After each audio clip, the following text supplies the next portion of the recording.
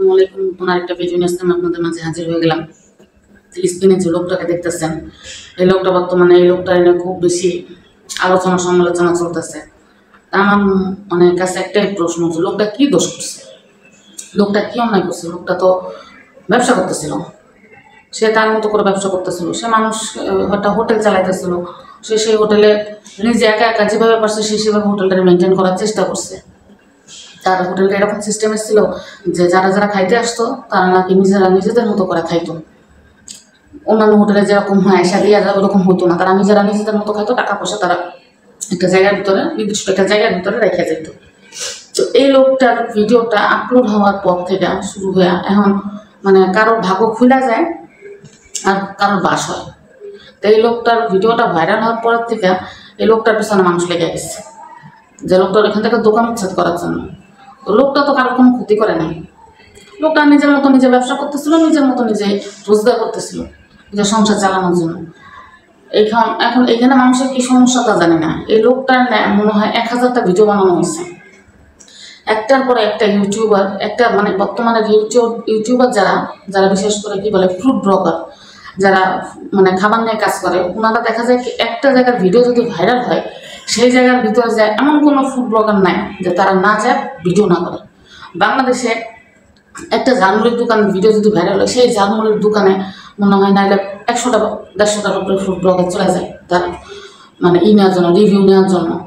এমনকি যায় জিজ্ঞেস করে যে আপনার দোকানে ইনকাম কত হইতেছে, প্রতিদিন কত টাকা মুড়ি সেল করতেছেন, কিংবা প্রতিদিন আপনার লাভ হইতেছে কত। তো আমাদের মানে এটা হচ্ছে একটা মূর্খতার পরিচয়। ওনারা যায় যে ফুড ব্লগিংগুলো করে, ওনারা যে খাবারের রিভিউগুলো নেয়, তা আমি বুঝি না যে এটা কেমন ধরনের কোশ্চেন করে যে আপনার কত কেজি বিক্রি হইলো, আপনার কতটুকু আয় হইলো, আপনার কতটুকু ব্যয় হইলো, আপনি কত টাকার মালিক হলেন। আপনাদের ওইখানে যাওয়ার কারণ হচ্ছে আপনারা খাবারটা যাচাই করবেন যে খাবারটা মানসম্মত কিনা, খাবারটার প্রাইস কত, তারপরে হচ্ছে খাবারটার গুণগত মান দেখলেন যে আসলে কি খাবারটা ঠিক মতো রাখা হয়েছে কিনা, কিংবা ওটা খাবারের মানটা ভালো আছে কিনা, খাবারটা ঢাকা থাকে কিনা, এইগুলো আপনাদেরকে দেখার মানে ফুড ব্লগিং এর কারণটাই তো এইগুলো। ওনারা ওইখানে যা জিজ্ঞেস করে প্রত্যেকদিন কয় প্লেট সেল হয়, প্রত্যেকদিন লাভ থাকে কত, মানে এইগুলা মানে মূর্খ মানুষ ছাড়া কোনো মানে কি বলে যাদের ভিতরে কোনো বিদ্যা বুদ্ধি নেই তারা ছাড়া এই ধরনের কোনো কথা মানুষ জিজ্ঞেস করতে পারে না। আমি বুঝি না যে এইগুলো মানুষকে এগুলো জিজ্ঞেস করার কি কোনো কারণ আছে। যারা ফুড ব্লগিং করেন আমি তাদের উদ্দেশ্যে বলতেছি, আপনারা আপনাদের ফুড ব্লগিং এর যে মেন যে উদ্দেশ্যটা সেটা নিয়ে আপনার ব্লগিং করেন। আপনারা একটা মানুষের পার্সোনাল জায়গার ভিতরে যে হাতাহাতি করেন কেন, এটা কেমন ধরনের কথা? আমাদের দেশে 95% মানুষেরই একটা সমস্যা হচ্ছে কি, বিশেষ করে মহিলারা যেটা করে, ঘরের মধ্যে এসে আরেকটা মহিলারা আপনার হাজব্যান্ড কত টাকা বেতন পায়, আপনার ঘর ভাড়া কত, মানে এগুলো না একটা অবান্তর প্রশ্ন। এগুলো এক একটা আজে বাজে প্রশ্ন। এই ধরনের কোনো কথা মানুষকে জিজ্ঞেস করা উচিত না। আমার ঘরের কত টাকা ভাড়া, আমার ঘরে কি খাইতেছি না খাইতেছি, কিংবা আমার হাজব্যান্ড কত টাকা বেতন পায়, এগুলো জানার রাইট কারণ নেই। এগুলো কখন কাউকে জিজ্ঞেস করতে হয় না। আমি আজকে আমার বিয়ের বয়স হচ্ছে 12 বছর। আমার কোনো জাজ পর্যন্ত, আমার কোনো জানা, আমার শাশুড়ি আজ পর্যন্ত বলতে পারবে না যে আমার শ্বশুর মারা গেছে। আমার শ্বশুর মারা গেছে, আমার শ্বশুর সরকারি চাকরি করতো, সে এখনো পর্যন্ত সেই পেনশনের টাকা আমার 2 শাশুড়িই পায়। আমার 2টা শাশুড়ি সে পেনশনের টাকা পায়। আমার 2 শাশুড়ির এক শাশুড়িও কোনোদিনও বলতে পারবে না, আমি কোনোদিনও তাদেরকে জিজ্ঞেস করছি যে আপনারা আব্বার পেনশনের টাকা কত পান, কিংবা ওই বিষয়টা নিয়ে আমি কখনো কারোর কাছে কোনো কথা জিজ্ঞেস করছি। আমার ভাসুর সরকারি চাকরি করে, আমার বাকি যে 2জন আছে, একটা ভাসুর আছে, দেওরের ব্যবসা করে, ওই ভাসুরও ব্যবসা করে। আমি কোনোদিন আজ পর্যন্ত তাদের মানে স্ত্রীদের কাছে আমি জিজ্ঞেস করি নাই যে আপনারা ভাইয়া কত টাকা বেতন পায়, কিংবা আপনার ঘর ভাড়া কত। এইগুলো আছে এক একটা মানুষের পার্সোনাল বিষয় নিয়ে কখনো কথা বলা উচিত না কারোর।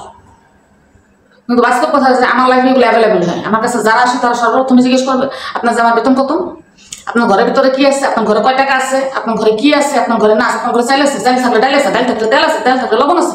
আমার কাছে এগুলো এসে মানুষ জিজ্ঞেস করে, যেটা সত্য কথা। আমি কারোর কাছে কিছু জিজ্ঞেস না করলেও আমার আশেপাশে যারা থাকে না তারা আমার কাছে সেগুলো জিজ্ঞেস করে। কিন্তু তারা বুঝে না যে এই সমস্ত প্রশ্নের উত্তর দিতে গেলে একটা মানুষের বিব্রত লাগে, অস্বস্তি লাগে। কেন এই ধরনের প্রশ্ন কেন করা হয়? আমি এই জিনিসগুলো শুধুমাত্র উদাহরণ দিলাম যে এই ধরনের প্রশ্ন কারোর কাছে যা করবেন না। আর দয়া করে কেউ কখনো নিজের সংসারের বিষয় কখনো কোনো কিছু কারোর সাথে শেয়ার করবেন না। আমরা মানে আমি বিশেষ করে আমি মানে নজর জিনিসটা বিশ্বাস করতাম না, যে হ্যাঁ নজর লাগা, আমি কিসের নজর লাগা, আমি কোনোদিন আমার 2 ছেলের কপালে টিপ দিতাম না। অনেকে বলতো টিপ দাও না কিসের জন্য, টিপ দিলে নজর লাগে না। আমি কোনোদিন আমার 2 ছেলের কপালে কখনো টিপ দিতাম না, কখনো না। আমার ছোট ছেলের আমি কখনো দেই নেই। বড় ছেলের যেহেতু সবাই আদর করতো অনেক বেশি, যাদের মন চাইতো তারা দিত, কিন্তু আমি কখনো কপালে টিপ দিতাম না। আমি ওগুলো বিশ্বাস করতাম না, কিন্তু আমি এখন বিশ্বাস করি। আমি এখন বিশ্বাস করি নজর জিনিসটা অনেক খারাপ। একবার যদি একটা মানুষের নজর পড়ে যায় তাহলে সেটা ধ্বংস হইতে 2 মিনিটও দেরি লাগে না। কখনো কোনো রকমের কোনো আপনারা ব্লগিং করতে যাইতেছেন, আপনারা ফুড রিভিউ দিতেছেন, আপনারা যেই বিষয় নিয়ে কাজ করেন না কিসের জন্য, কখনো কোনো দোকানদারদের কাছে হোক, হোটেল মালিকদের কাছে হোক, তাদেরকে কাছে জিজ্ঞেস করবেন না আপনার ব্যবসার সেল কত হয়, আপনার আর্নিং কত হয় প্রতি মাসে, এগুলো আপনারা জিজ্ঞেস করবেন না, এগুলো জিজ্ঞেস করা উচিত না। ওনার আর্নিং মাসে 50,000 হোক, 1 লাখ হোক, কিংবা 5,000 হোক, তাতে আপনার সমস্যা কোথায়? আপনি খাবারটার সম্পর্কে জানতে গেছেন, খাবারটার সম্পর্কে মানে করতে গেছেন, যেটা করতে গেছেন সেটাই করবেন। আপনি খাবারটার দাম জানতে গেছেন, খাবারটার মান জানতে গেছেন, খাবারটার মান কেমন ওগুলো জানেন, আপনি তাদের ভিতরের কথা জিজ্ঞেস করেন কেন? আর একটা জায়গার ভিতরে গেলে ওই একটা জায়গায় ভাইরাল হলে সেই জায়গার ভিতরে সবাই যে উচ্চে পড়ে, এটা কেমন স্বভাব রে ভাই? একটা জায়গায় আছে বাংলাদেশে, সে এক জায়গায় গেছে, আপনি আরেক জায়গায় যান, তাহলে তো হয়। মানে একটা জায়গার ভিতরে মানুষ যদি দেখছে একটা ভিডিও ভাইরাল হচ্ছে, সেই জায়গার মধ্যে যায় এক একজন মানে কি যে করে, আরো তা বল কাহিনী যত সময় জানে, লোকটার পিছনে মানুষজন লেগে গেছে। এবার এই লোকটা অভিশাপ থাকবে না আপনাদের উপরে? একটার পর একটা ভিডিও, একটার পর একটা ভিডিও, মানে টিভিটা ছাড়লে মানে এই লোকটার 1000টা ভিডিও চলে আসে। শুধু শুধু লোকটার পিছনে লাগার দরকার ছিল? শুধু শুধু লোকটা এত বড় একটা ক্ষতি করার দরকার ছিল? সে তো কারো কোনো ক্ষতি করতে চায়নি না। আদৌ তো বল, বাংলাদেশে তো সমস্ত আলতু ফালতু কাজ সব বাংলাদেশের ভিতরে হয়। হাউ কাজ করবো, একটা ভিডিও ভাইরাল হলে চলে, সেই ভিডিওর উপরে এক একটা চ্যানেলের থেকে মনে হয় 50 থেকে 60টা 70টা 80টা করে মানে ভিডিও ভাইরাল, মানে ভিডিও ছাড়া হয়। কেন রে ভাই, কেন? দরকারটা কি? উনি উনার মতো আছেন, উনার মতো থাক, উনার কি করলো না করলো সেটা আমার দেখা দরকার নেই তো। আমি ওটা দেখে কি করবো? উনারটা দেখলে কি আমার ঘরের ভিতরে আসবে, টাকা আসবে? আসবে না তো। এইগুলো কেন? একজন একজনের পিছনে লেগেই থাকে, লাইক দিয়েই থাকে। একটা ভিডিও ভাইরাল হলে দেখা যায় কি যে পজিটিভিটির জায়গায় নেগেটিভিটিটা বেশি পরিমাণ চালু করা হয়। কেন? এগুলো কিসের জন্য? ভিডিও দেখতে ভালো লাগে না, দেখবেন না। ভিডিও দেখবে, আবার ওই মানে মানুষটার এনে আজে বাজে কথা বলবে, বা সেটার এনে ভিডিও। নিজেদের ক্রিয়েটিভিটি আছে না, ফেসবুক ইউটিউবটা নিজের ক্রিয়েটিভিটি, আপনি কি করতেছেন সেটা দেখান। অন্য কি করুন না করুন, অন্যের ভিডিও মানে আপলোড করে সেটা নিয়ে ভিউজ কামায় লাভ আছে, সেটা নিয়ে ভিউজ কামায় কোনো লাভ নেই, ওইটার ভিতরে কোনো সার্থকতা নেই।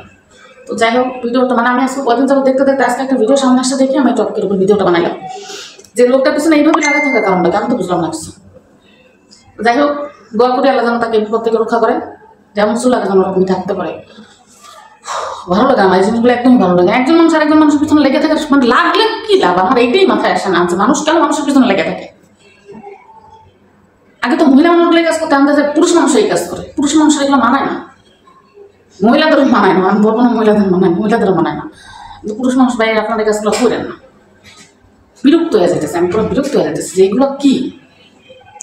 তো যদি আমার ভিডিওটা ভালো লাগে অবশ্যই একটা লাইক করবেন, কমেন্ট করবেন, সাবস্ক্রাইব করবেন, চ্যানেলটার পাশেই থাকবেন। আর যদি আমার কথা কোনো কষ্ট করে থাকেন তাহলে আমার মাফ করে দিন, ক্ষমা করে দিন। আমি ওইভাবে করে ওই অন্যান্য যারা আছে যারা সুন্দর করে ভিডিও আপলোড করতে পারো, খুব সুন্দর করে কথা বলে, আমি ওইভাবে কথা বলতে পারি না। আমি যেরকম আমি সেরকমই দেখে